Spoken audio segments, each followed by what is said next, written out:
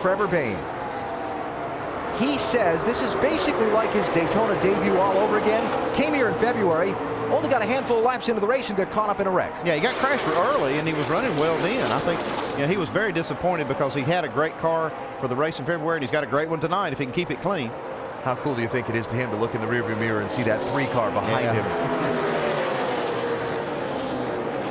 Let's check in on Dale Earnhardt Jr. Dave? And checking in with Tony Eury Jr., his crew chief. Tony, he hasn't given you a whole lot of information, and he didn't want any adjustments on that first stop. Can you tell if he has a good race car or not? I think it's pretty good. It's just a little too free to be on the bottom there a couple times, and he's just moving around making it work. But I think we'll just tighten it up just a little bit on the next stop because definitely the bottom lane's where you need to be. Can you tell, is he playing it safe at all? It doesn't look real safe out there right now. Well, I think some of the setups of the cars were just bouncing too much, and it's just a product of just learning these cars, see what happens. But I think he's going to be in good shape. We'll see what happens. Calm and cool down here in the 3-pit, guys. I watched the last lap. The Junior ran through 1 and 2 on the bottom, and he actually beat Clint Boyer through there pretty good. Looked like maybe he's found a little better line through there. If your car's free and you can hold the wheel and get through on that bottom, obviously the short way around, but if it's turning that good, probably a lot of these cars are starting to tighten up a little bit possibly, and that'll make him be able to pull away and get a good run down the straightaway. All right, got 2 Dodges down low and 3 Toyotas making a run up high. Allgaier trying to fend off Kyle Busch for the race lead. See, Kyle got a push into the corner there, but it got him loose and he had to go up the racetrack. Here comes Junior on the bottom. He's making that bottom work right now, pretty much by himself.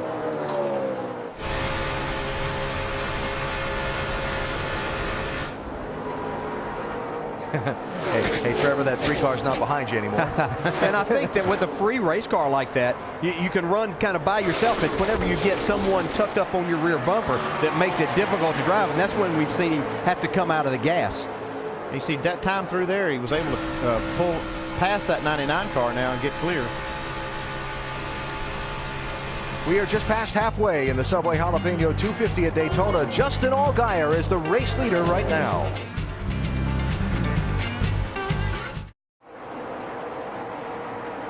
And welcome back to the Subway Jalapeño 250. Let's get you caught up on what has happened so far because there has been a lot. It's the 5-hour Energy Rapid Recap. Nationwide Series new car debut tonight. A couple of Dodge Challengers leading the way. Parker Kligerman started second. Pole sitter, that'd be Brad Keselowski. Yeah, good to see these cars. Got the Mustang and the Challenger and the Impala. A lot of fun seeing the old pony cars back on the racetrack. It's also a big night, too, because Dale Earnhardt Jr. is in that Wrangler 3 car, starting third.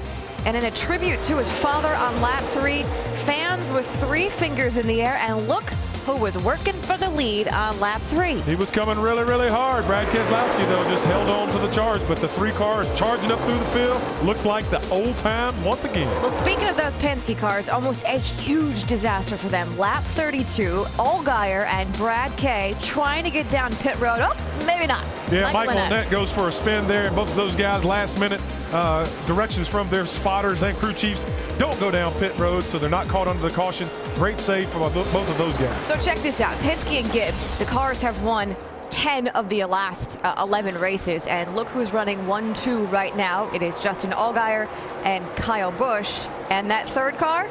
Absolutely, but the question for me is, where did Carl Edwards go? Guys, we got to get some info on that. What happened to Carl Edwards? Paul Menard off the pace, Brad. Tear a fender up or anything? Yeah, it pops. Yeah, it looks like the right front's down there. Well, I think Brad's question about Carl Edwards, I think Carl called in scared there for a little while. He just wanted to get out of that big mess up front. And for the lead, Kyle Busch to the outside, and this time he's got some drafting help from Junior.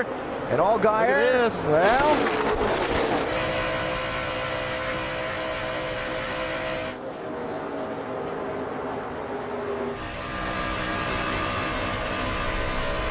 guess Junior didn't want to run that very high lane around the top of the track. Well, once you push the guy out there and send him on, then you've got no help there yourself.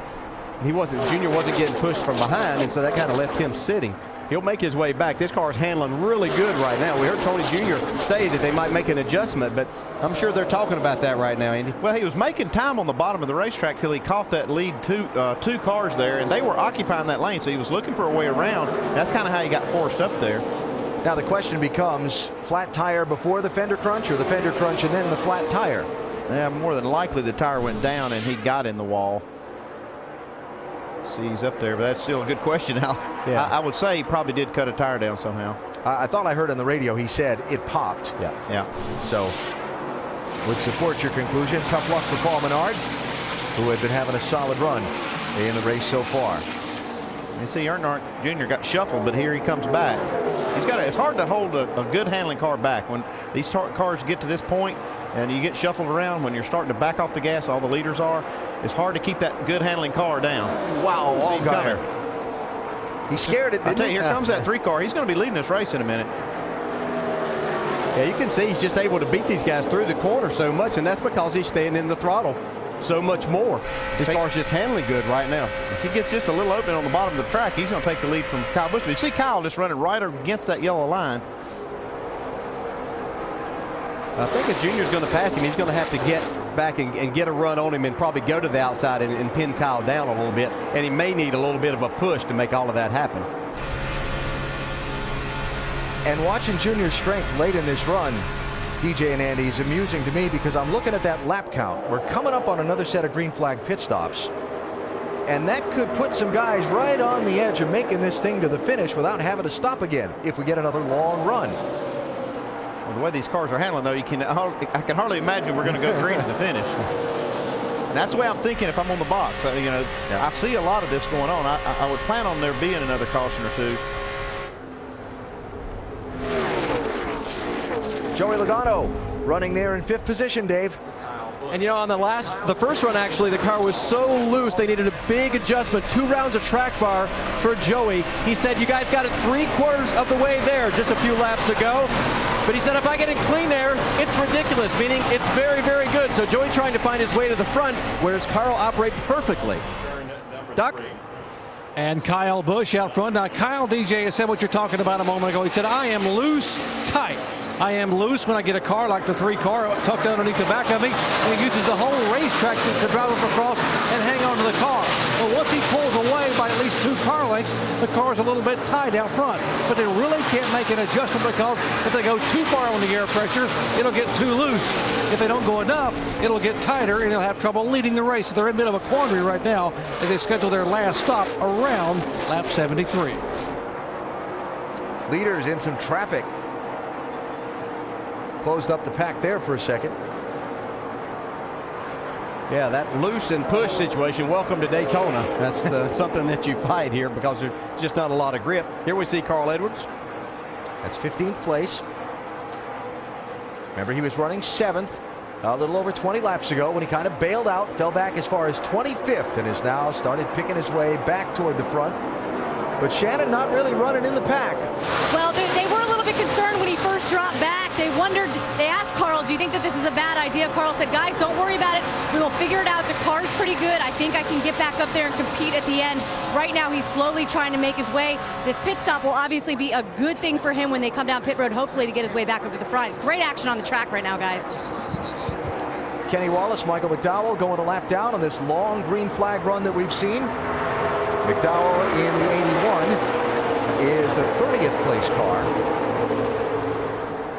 Yeah, and we're seeing something right now that we have seen here before in the Nationwide Series. A couple of the better handling cars that are able to stay in the throttle, kind of break themselves away from some of the others. And Allgaier there in the 12 car is not letting him get too far ahead of him.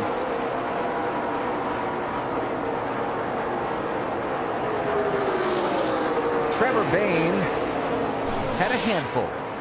I've seen him a few times have to turn this car right when he gets in the corner. He's doing a lot of that right there. Wow, look at that thing. Man, he's just having to walk it off the corners.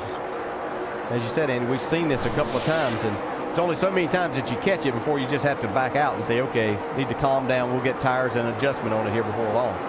It's Ryan Newman in the 1. Up to challenge Bayne. The bump draft for Bayne from Clint Boyer in the 1. Boyer spent a lot of time up toward the front of this pack. Trevor Bayne's probably thinking, if you just